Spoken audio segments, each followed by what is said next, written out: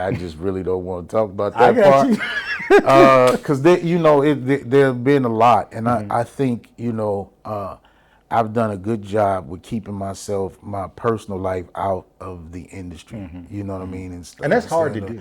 Very hard, man. Very hard to do. That's why I applaud Denzel.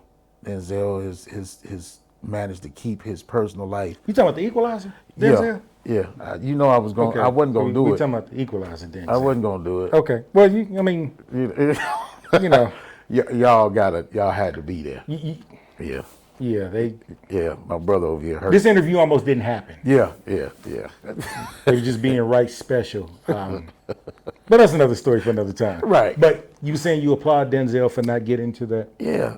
There's a couple of people that I know that's kept themselves out of, and I choose to do that because when you bring your family and your personal life, it gets real messy. People start, Then you got something to prove.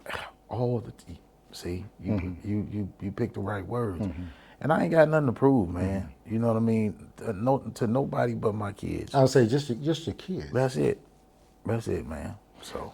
So you stepped out there. You leave Blackstreet. You start doing all these different projects, but you ultimately go solo. So we got a couple of things. We got Ghetto Hymns and Chicago '85. Yes, sir. How did they come to be? What was that process like? Because you're going from Blackstreet, where things is pretty much set up for you and all that stuff like that, to now it's you. Yeah, it was scary. It's you. It was scary, but my cousin Casey Haley, everybody know, he told me, he said, "Cuz, listen, I can't say the language that he used, but I'm gonna just go around it." He said, "Cuz, listen, you started with nobody, and you probably gonna end with nobody. You ain't had Blackstreet when you came in this." He said, "You don't need them."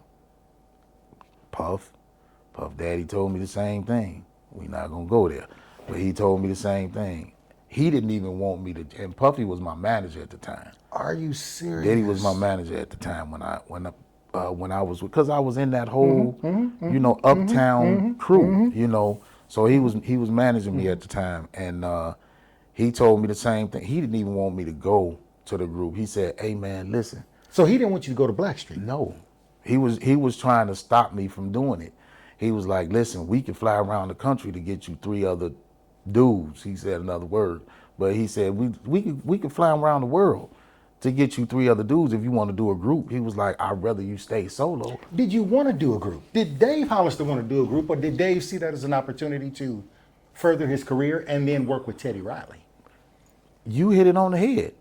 It was Teddy Riley. Okay. You know what I mean? So you went to Blackstreet for Teddy, not for Dave. No, for Teddy.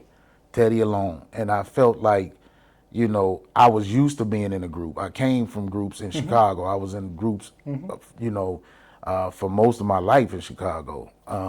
My mother and father came up quartet. Right. Of course, my brothers and sisters, we had a group. You know what I mean?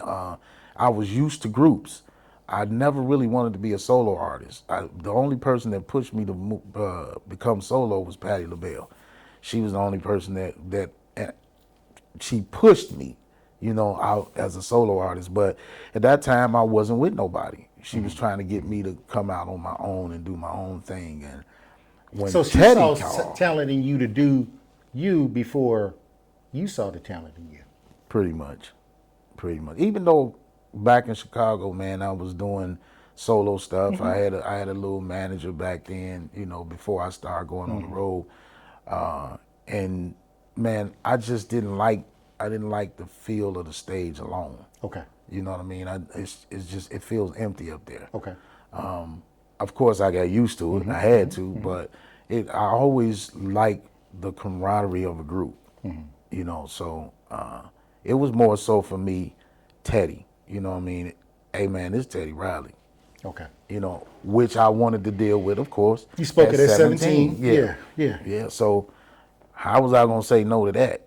And Puff was mad. He was mad because I was the next artist out. Wow. On Bad Boy. Wow. Coming out. We was just getting ready to start working on my music, and I had to tell him. You know, he was not happy. So when Ghetto Hymns in Chicago '85 come out, you do, and I know they're two separate albums and two separate projects. You're the man. It's you. Yeah. Ain't no group. How are you now managing this whole process of putting everything together? And I know you got a team. Don't get me wrong. You got a team, but what song is released? How we're doing this? What's going? How are you now navigating those waters?